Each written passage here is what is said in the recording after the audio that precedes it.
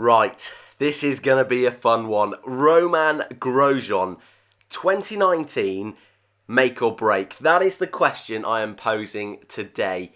Got to throw it out there. This boy is my favourite driver, and I've put out many times why he is my favourite driver, but it boils down to the fact he was at Lotus. And it was that journey through from Lotus and the fact that he stayed with the team. When the team left, he moved to Haas, and that's why. Putting it out there now. But 2019, this guy is on thin ice, and so is his teammate Kevin Magnussen, but more so Grosjean, after a really difficult season last year. And I mean just, held on to his seat for 2019. This is a make or break season, and he's got to start getting points now. Seats are so scarce at the moment in Formula 1. We've seen the likes of Esteban Ocon be not given a seat for this season. Fernando Alonso's going to try and work his way back into the sport. And let's not forget the whole host of Formula 2 talent coming up. If you want to keep a seat, the bottom line is you've got to deliver, and you've got to deliver now.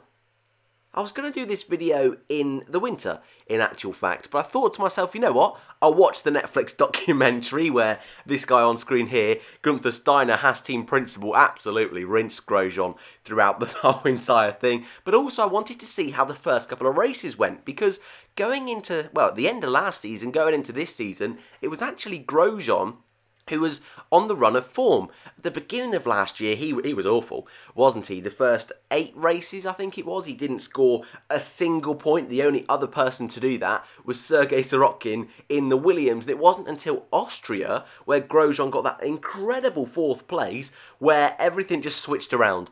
Magnussen, who had been doing so well up to that point in the season, just fell off the pace completely. Grosjean ended up winning the qualifying head-to-head battle. Grosjean ended up getting the most points from the 2 drivers in the team in the second half of the season, and that is ultimately why he kept his seat.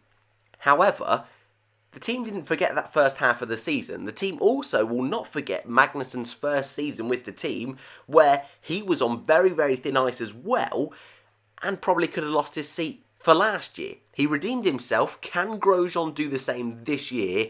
That is the big question. And with drivers, I feel, like Sergio Perez, perhaps Valtteri Bottas, if those guys get moved on from their respective teams, might be looking at a team like Haas. Both of these drivers, Magnussen and Grosjean, they have to perform. First race of the season, 6th and 7th on the grid. Brilliant job for Haas. It's a repeat of last season. It's all going to be great. First corner, Magnussen gets in front of Grosjean. Didn't upset me whatsoever. And they both get on with it. It was a very clean race from both drivers until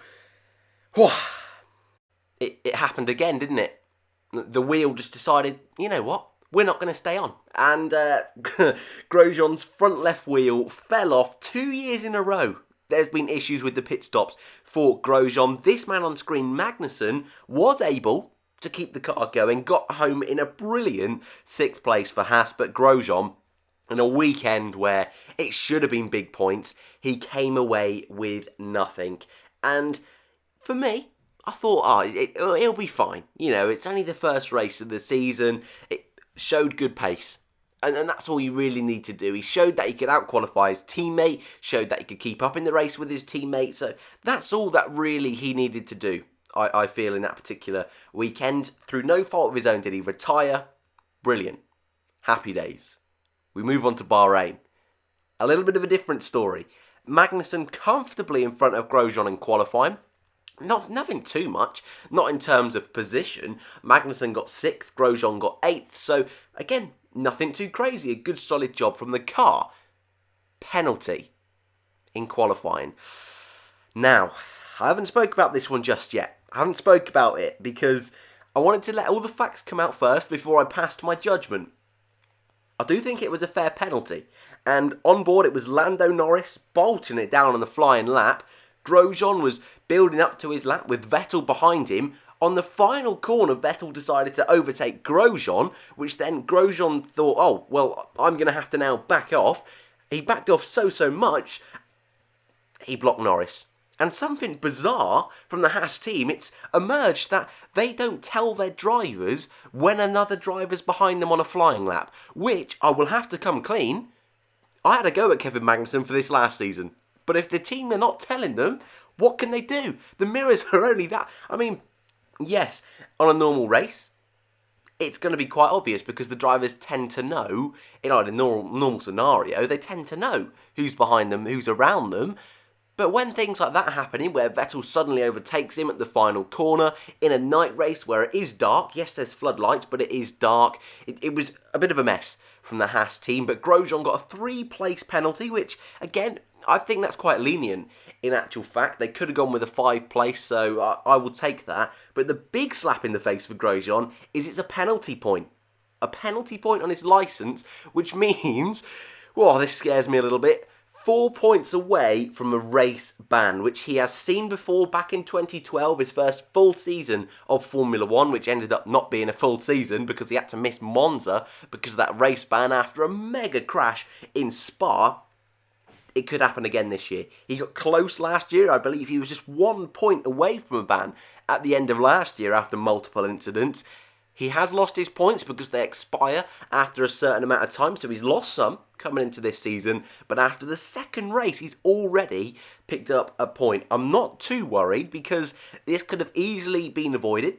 There wasn't contact, but it's messy. And it's little things like that that slowly, especially Grosjean, who isn't the most stable driver, can sometimes just plug away at you piece by piece, and I'm just a little bit nervous for him. Anyway, we go on to the race.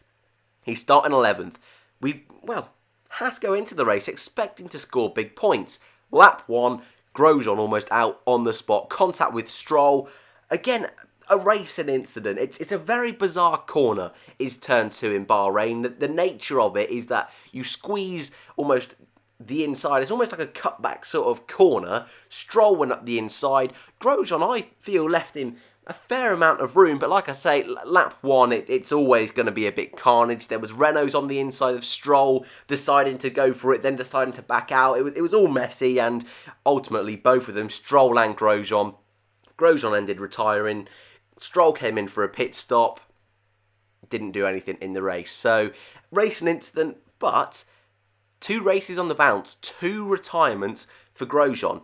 Also, I will point out, the Haas car, pretty awful in the race. Kevin Magnussen had a pretty awful display, starting up in P6, ending up 13th. Not a good effort from K-Mag. Struggled overtaking in the race. The car just seemed nowhere. A little bit of a saving grace that will be for Romain Grosjean, because if Magnussen had got another second place, that's a solid amount of points he would have been on, Kevin Magnussen, compared to Grosjean. And that's when questions are starting to be asked. Yes, he is on the intermediate tyres there. People always ask me this one. However, you look at other drivers, Carlos Sainz, Daniel Ricciardo, and Romain Grosjean, all 3 of those drivers have retired in the first 2 races. Which again, I think that's something that, as well at the moment, will help Grosjean sort of blend in just to the early season carnage. So I'm not too worried just yet. However, he's got to start performing, and I fully do believe, looking at the driver market, with Grosjean being 32 years old, which isn't a young Formula 1 driver, whichever one of these Haas drivers comes out on top at the end of the season, I think is going to stay, and I think the other one's going to go. I do generally believe that. The only way that I can see both of them staying is if the team gets 4th in the Constructors and both drivers are super, super close on pace. I really do feel that, because over the past couple of seasons, they could have done so well. And yes, last season, they could have got 4th if they didn't make those mistakes in Australia. However, they could have got 4th if Grosjean didn't make all those mistakes in the first half, if Magnussen didn't lose his form in the second half. So I'm really interested to keep an eye on this battle as the season goes along. But if Grosjean, if say by Austria, he's got no points again, I think he's out.